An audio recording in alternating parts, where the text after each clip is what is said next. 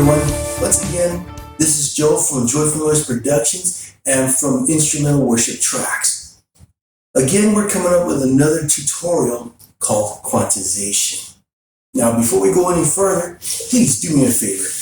Hit the like button, share this video around, and subscribe to this channel so you can get updates on any more tutorials or even videos of the tracks that are produced on this channel. Remember, this channel is a resource for any church or any group that needs music or also is up and coming to want to be a musician or to become a worship leader or to learn to lead worship. And here at this channel, we provide all that information through the tutorials, but also when you sing along with the tracks that are on this channel, it can prepare you to take your worship to the next level. So let's go ahead, let's get into it. Now, first of all, let's talk about quantization. You're probably asking, well, what is quantization? Quantization is a breakdown of a mass in a small parameter. Now, you're probably thinking, well, how does that apply to music? Because in music, they use that same terminology. And to put it bluntly, in music, it's called the breaking down of beats. So when you break down the beats, you're able to break down the notes and be able to kind of get an exact count of what keeps the music moving. So when it comes to the quantizations, usually they use that in kind of the opposite, but at the same time, when it comes to quantization, it's keeping everything lined up.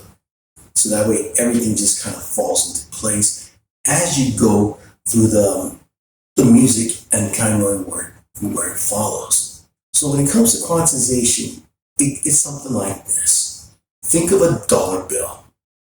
Now, if you understand how the breakdown of a dollar works, it goes something like this. Quarters, dimes, nickels, and pennies. They're all fractions of a dollar. Now, in music, it pretty much works on the same exact way. It's a dollar. However, when you put it in music format, it becomes music. So whether you have $1 or you have $10 or $100, it's still going to have that initial breakup of the beats that are going to make the music what it is. Now, why is this important? Because learning how the beat works and learning how to move with the music in the beat is what's going to keep you on the roadmap of singing the song. Because sometimes people, when they sing songs, they have no idea of how they're singing. So when you have beats and you have the breakdown of the notes, it gives you an idea of how to sing a song. And not just that, it builds something in you that helps you to know where the music is at. With some drummers, it's called an internal clock. Now, the drummer is a very vital point in the music because he's the one that keeps everyone in line. So that's why they would say about drummers, if a drummer is too fast or he doesn't kind of get a hold of his own control or he could keep time, everybody gets lost because they're not going to know where they're going. So quantization is important.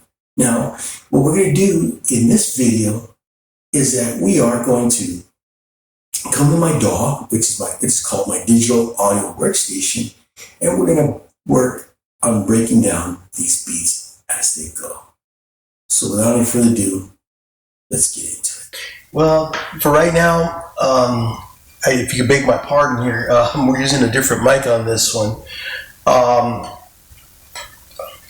And what we're doing here, again, this is my DAW. This is where I make all the music here. Now, as I mentioned, sometimes there's a breakdown of music, of the beats. Now, let me kind of give you a little bit of an overview of what the drums look like. So, okay, drum kit, okay. All right, now as you probably look right here, This is, you've probably seen, many people have seen this. Also, this is your drum kit. So you got your snare,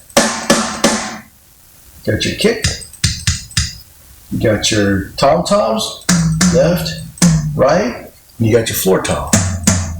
Then you have these things right here that are called your cymbals. You got your, this is your hi-hat, this is your crash, this is your medium crash, this is your ride.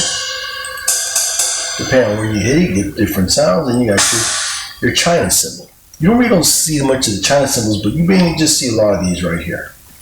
Now, the reason why I want to show you what the drum kit looks like, because this is how, you kind of get an idea of what the drums are going.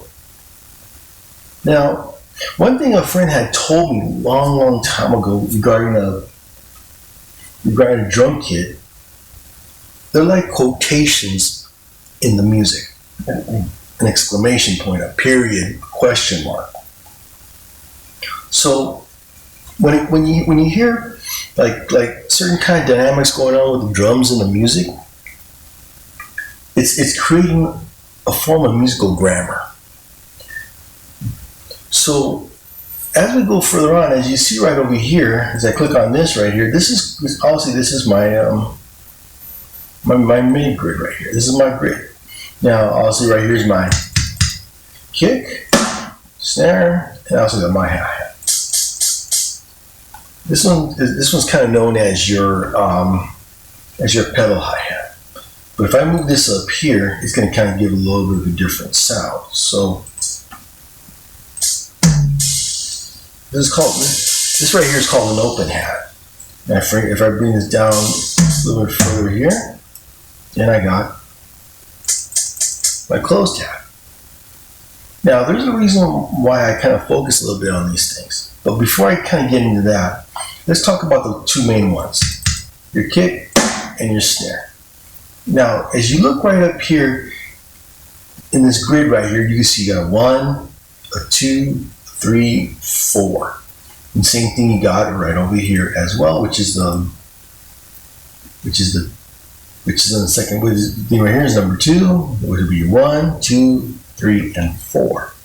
Now, if you remember the analogy I threw in earlier in the video, think of it as a dollar bill. These would represent a quarter. Now, one thing, and the way some of these break down, they break down in forms of what they call of fractions. Okay, like if we come right over here, if you look, this right here is called 4/4, or known as a time signature. The 4 means 4 beats per measure. This right here means a quarter note gets 1 beat.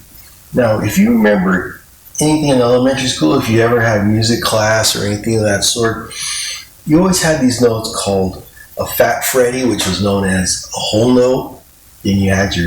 Then what broke that down was known as your half notes. Then you had your quarter notes, you had your eighth notes, then you had your 16th, and so on. That's how a time signature revolves around these revolves around the music. Also right here you get your beats per minute. Now this just tells you how fast or how slow the song can go.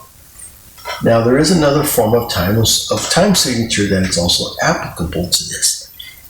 It is called your 6/8. The 6/8 basically is breaking down even the smaller denominators. So it would be like 6, instead of 4 beats, instead of 4 quarters, you have almost like 60 cents. And when you hear the two time signatures, you're going to realize they kind of feel a little different. A 4/4 time signature is kind of more like a box, like dum dum dum dum dum dum dum dum. That's what it does. It kind of goes in the form of a box, as opposed to a 6/8 time. It's kind of more of a round. You'll feel the songs as you hear the drum beats as you feel the song. So when it comes to the counting, the way the drums go, you always revolve in odd and even numbers. For example, your kick right here. The kick is the first and third beat of every song. Right here is you got your snare. So for right now, let's go ahead and let's mute the hi-hat. Okay, turn that off right there. So when you have a basic beat, it's going to sound something just like this. Okay, oops. All right, I'm going to go ahead and go back in the mixer. There we go. Now, as you're going to see, 1, 2, 3, 4, 1, 2, 3. So let's just say, let's just look up the snare. 1, 3, 1, 3. So as you see, it's kind of rigid. It stays in a motion that kind of keeps everything on time. Now, and we go to the snare. 2, 4, 2. So they're all based on a rigid time signature. So if I put these two together, you're going to see they stay very close one to another. Now, the thing we're going to talk about are the hi-hats. Okay, oops, I'm going to go back in here real quick. Okay, let's talk about the hi-hats real quick. Okay. Now, one thing about the hi-hats, sometimes they go like 1, 2, 3, 4 as well, but then again, they also vary and they break up, but they stay within the timing of the drums, of the snare and your kick. Now, in Spanish, there's a word for it, for these. They don't have a special name to them.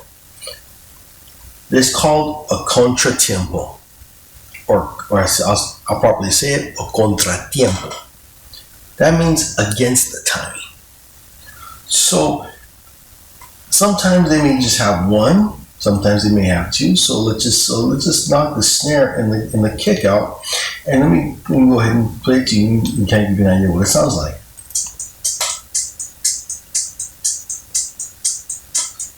Now, when it comes to music, sometimes they break down a little further. 1 and a 2 E and a 3 E and a. So these are like your nickels and your dimes and your pennies in the music. So it kind of gives a little more of a feel of how the drum sound. Let's just say by the kick.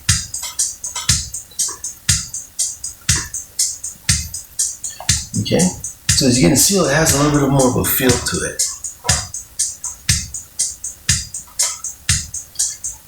Now let's just say I decide to put the kick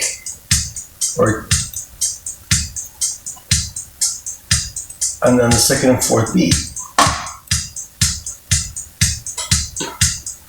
So as you can see, the intensity builds up. So when you learn how to quantize, you learn how to understand where the beats are going, it develops a mood and a feel for the music. So at this point, it would go something. Let's say I want to kind of start going to a regular beat.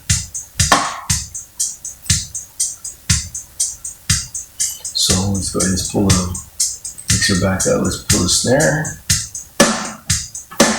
So now, as you can see, as you look on the grid, it's creating a timing and it's going. It's going. So now let's take another groove. Okay. So let's just say go 16 flows. Now here, got a little bit more going on.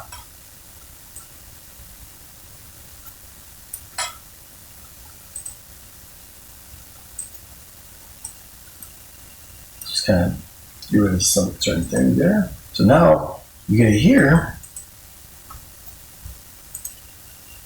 Now if we look at the grid here, you can see there's a little bit more play in the hi-hat.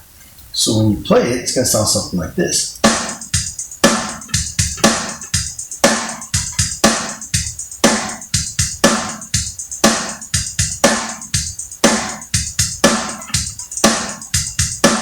So as you're going to hear it, it has a little bit more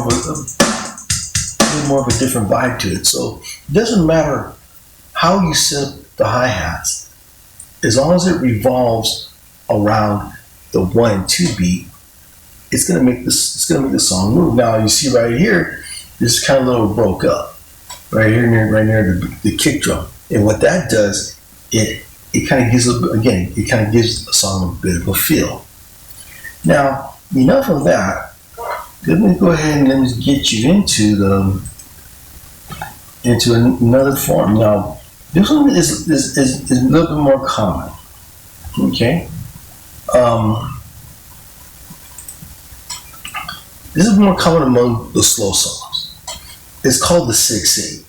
The 6/8 kind of revolves around a roll, so it kind of goes 1, 2, 1. So it kind of rolls like in the form of a wheel. So let me go ahead and pull this up. Now let me go ahead and change this real quick. 6/8. Oops.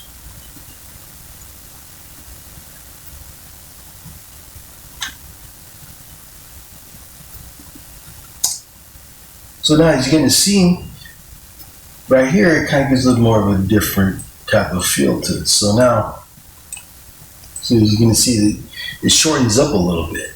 But this is what it would sound like if it's a 6/8 time. So you kind of see it has a little more of a swing to it. Now let's just say if we slow it down just a little bit.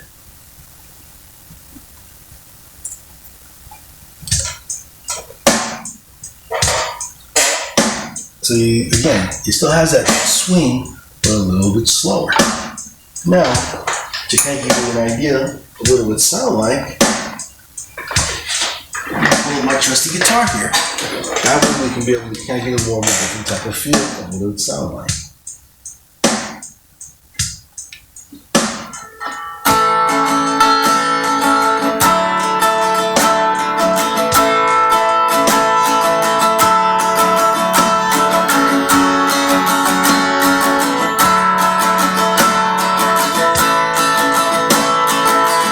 Does that song sound familiar? Obviously, for reasons I don't want to play it too much. Or you can also think of other songs that might kind of come within that familiarity of what it would sound like. So as you begin to see, this is how drum beats work. And this is how you can get a feel of how musicians know when to react to a song. So when you learn how to feel the beat or develop that internal clock, believe me, it'll be almost like memorizing a song from the top of your head. Even if you applied, the second tutorial, which is memorization. So when you put that to work, nothing can stop you. And remember, all this is to kind of give you a general idea of how all this comes together. So that way you got a better understanding of how music is. Now, like I said, well, I'm not a musician, how does this apply to me? Even though I'm gonna put one more tutorial that's gonna kind of coincide in a certain way, but having a little bit of music theory, like they would say, it's gonna help you to be able to discern which songs are which and which ones go. So again, if you like this video, do me a favor, like it, share it around, and subscribe. And again, also when you do subscribe, you're gonna also get the newest songs that come out, or new videos that will be coming out every week. So that way you can either practice, or if you're in a church, you can be able to when you have no musicians, you can be able to use that to your pleasure. So until next time, God bless.